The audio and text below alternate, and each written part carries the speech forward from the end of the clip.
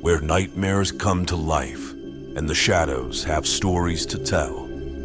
If you're brave enough to stick around, hit that subscribe button and turn on notifications, because you never know when the next story will creep up on you. Now, settle in, turn down the lights, and get ready for a journey into the unknown. This is Campfire, where fear has a voice.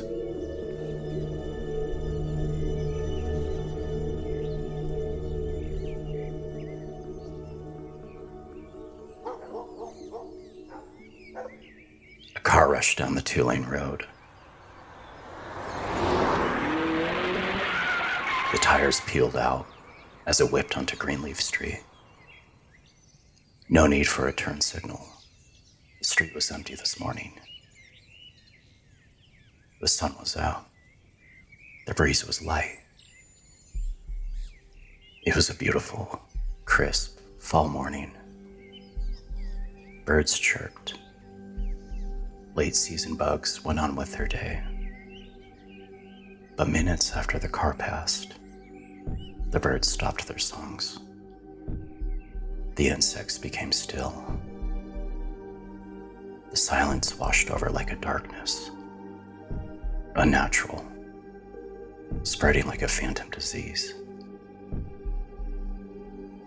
The car screeched past the creek, then lurched into the driveway. The engine cut out. The car door slammed.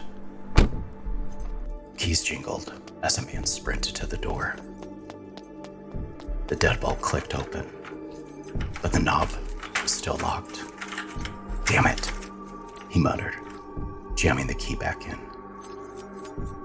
Finally, it gave way. He charged up the stairs, running into his bedroom, waking his wife instantly. We need to go. We need to go. He said, breathless. Now. Wake Emma. Grab 3 days, 5 days worth of things, whatever you can. He sighed, out of breath. Valerie blinked, still half asleep. Startled, not by his urgency, but by the request itself. Still, she nodded. Okay. She whispered. Chris held her face in both hands, looking into her eyes, still trying to catch his breath. She softly held his arms. Babe, we need to. The crack of a gunshot interrupted him. It came from the Alders' house, just north of theirs. What the hell? They both froze, staring at the wall where the shot came from. A second shot cracked through the air like a whip. Valerie's stomach turned as she heard Mr. Alder's pained cry before a final gunshot followed, slightly after. The silence that followed was deafening. Chris, what is going on? Valerie's voice shook with restrained panic. I don't know, Val. Seeing the fear and uncertainty in his eyes crumbled her illusion of safety. Were the Alders okay? Emma had just played with Maxwell last week. Okay. Valerie repeated, sitting up. Okay. She remembered the tents in the closet. Chris gave her a quick kiss on her head and bolted back downstairs.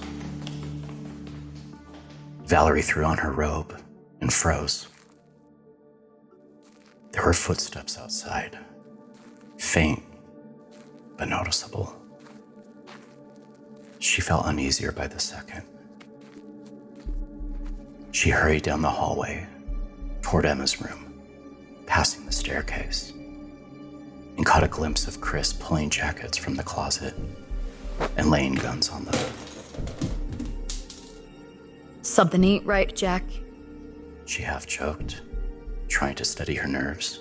It was something her dad used to say. Halfway to Emma's door, the power suddenly cut out. The silence amplified the violence outside. It became more clear. A faint alarm echoed in the distance. This was the country. Nothing ever really happened out here. The siren rang louder now, filling Valerie with pure dread. 2 feet to Emma's room.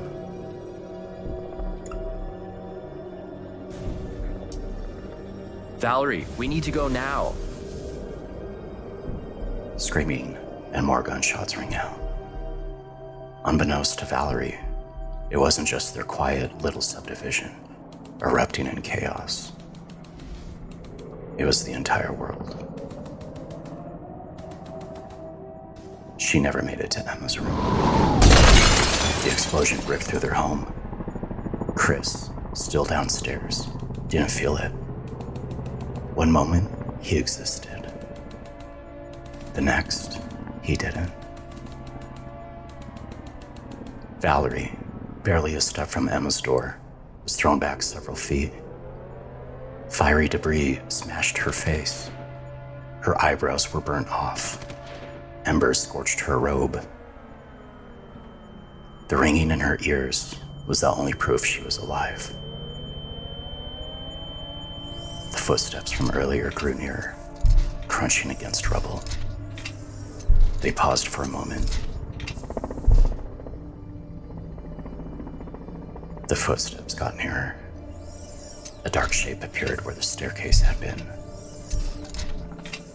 Valerie recognized the ARC-6 helmet. They were robot first responders. My daughter. She gasped, the words barely audible, pointing to Emma's room. The machine analyzed Valerie. Suddenly, cold metal fingers wrapped around her throat.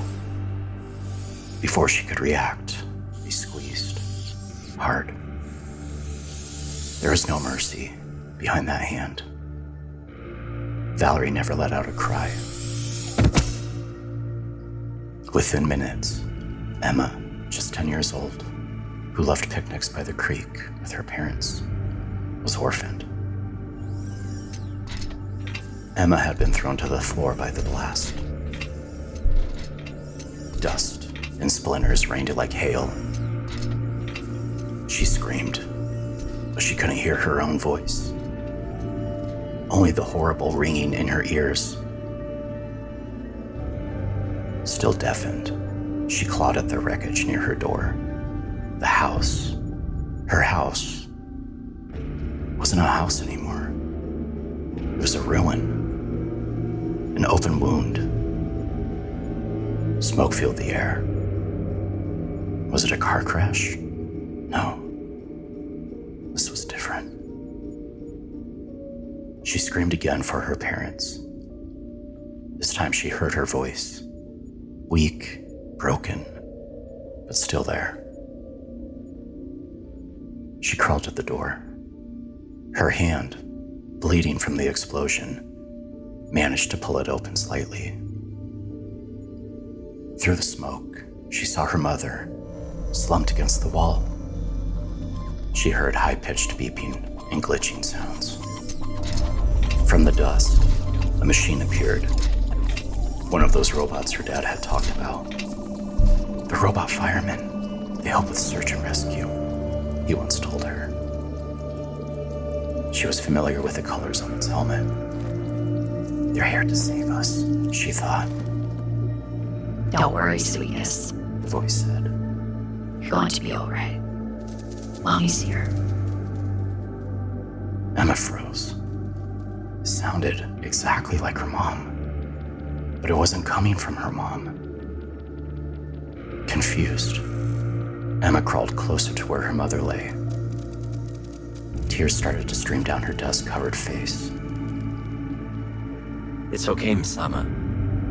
Another voice said, a voice just like her dad's.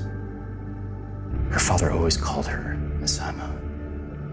But where was he? The machine, massive and unblinking, scooped her up from the wreckage. It's okay. But this time, in both Chris and Valerie's voices, speaking together. Mommy and Daddy are here. Emma froze. Her parents weren't speaking to her. The machine was. Her mother was lying in the hallway. The machine scanned and analyzed Emma. Pulse 157 beats per minute.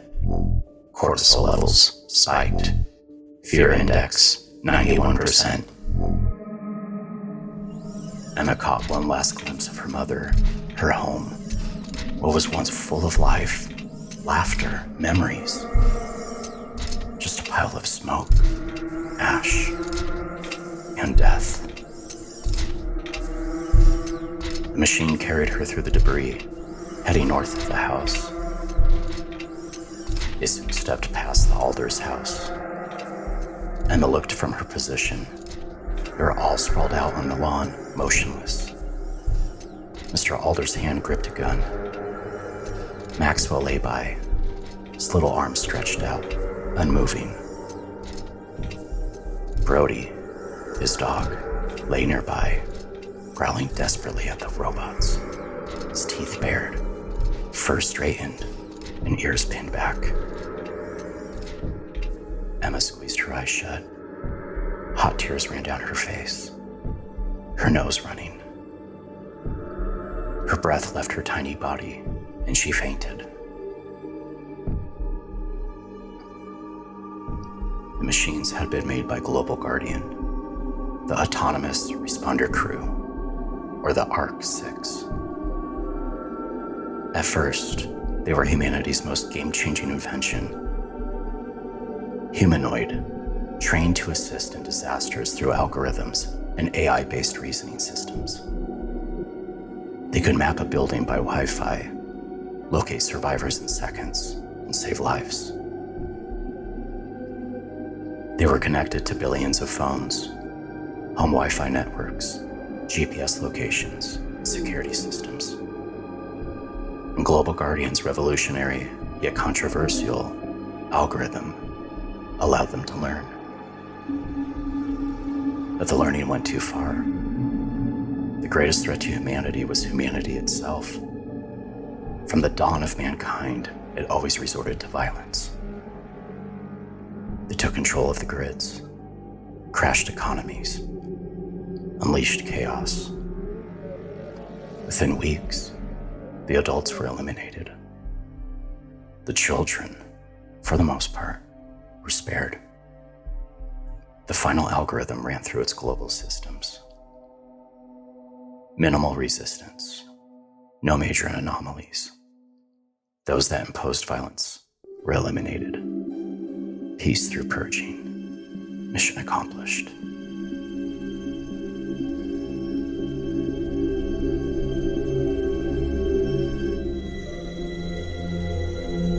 If tonight's story left you with a lingering chill, make sure to like, subscribe, and share it with someone you know who loves a good thrill.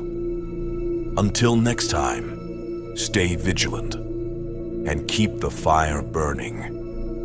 Campfire is a Stonegate creative production and was created by Michael D. Goff, Audrey Goff, and Aaron McCulloch. For more information, visit stonegatecreative.com.